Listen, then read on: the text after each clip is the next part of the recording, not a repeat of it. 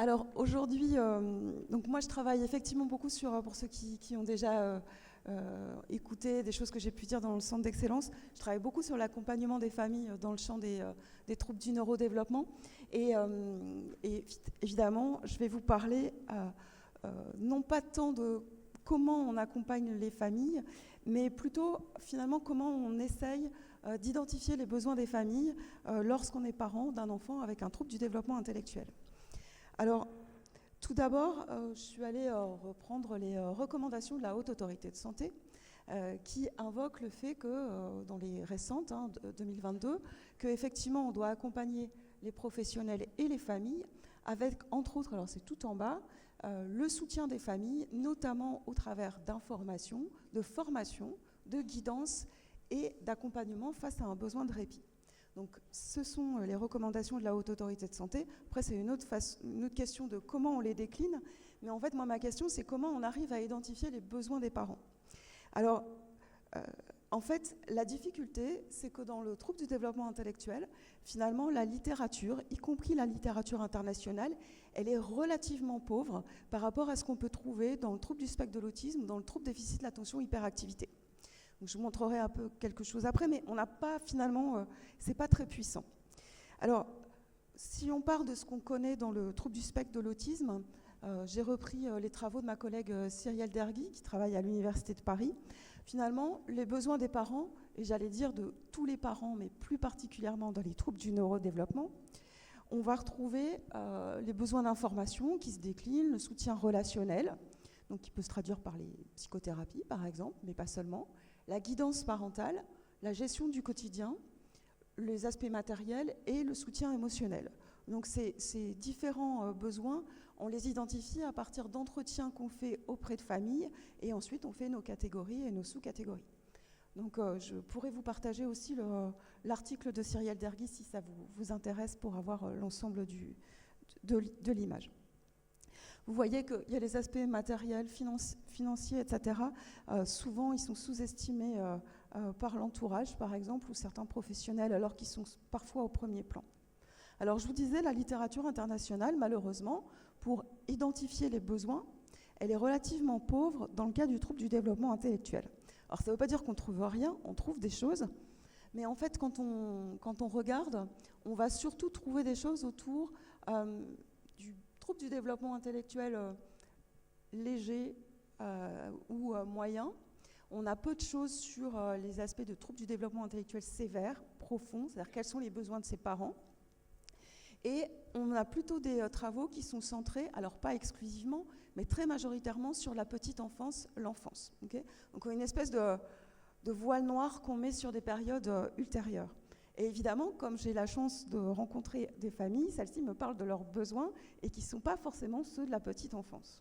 Et non pas forcément déficience intellectuelle, trouble du développement intellectuel léger. Alors, il n'y a pas que ça. On va trouver quand même quelques articles sur, par exemple, les besoins des familles de jeunes adultes au moment de la transition à l'âge adulte. On va trouver de la littérature un petit peu là-dessus.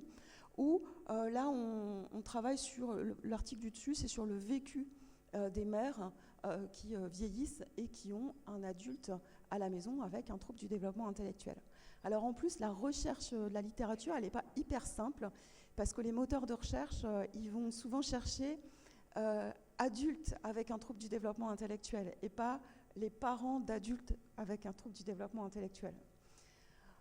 Donc voilà, on a quand même quelques petites choses qui existent. Alors on a des collègues québécois qui récemment ont essayé de travailler sur cette question, parce qu'eux aussi rencontrent cette difficulté. Et sur les travaux que je vous ai montrés avant, souvent c'est des entretiens, mais là c'est une enquête par questionnaire, où on a interrogé les parents sur les services qu'ils reçoivent, donc les dispositifs si vous voulez, les services qu'ils reçoivent, et les besoins de soutien par rapport aux services possibles et ce qu'ils aimeraient en plus. Et alors, vous voyez, il y a plein de besoins qu'on peut aller chercher, mais là, on identifie le besoin auprès du parent. On lui dit, ça, le répit, est-ce que tu as le service pour ça? Et est-ce que c'est satisfaisant?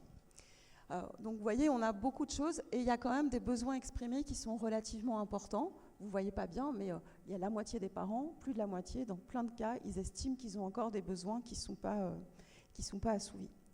Alors, dans cette étude, ce qui montre, parce que là, ils ont un échantillon d'environ 500 participants, mais tout trouble du développement intellectuel confondu, j'allais dire toute période d'âge. Okay, et en fait, ce qu'ils se rendent compte, c'est qu'en fait, logiquement, en fonction des parcours de vie, en fonction de l'âge des personnes, eh ben, les besoins sont sans doute pas les mêmes. Et donc, notre réponse, elle ne peut pas du tout être univoque.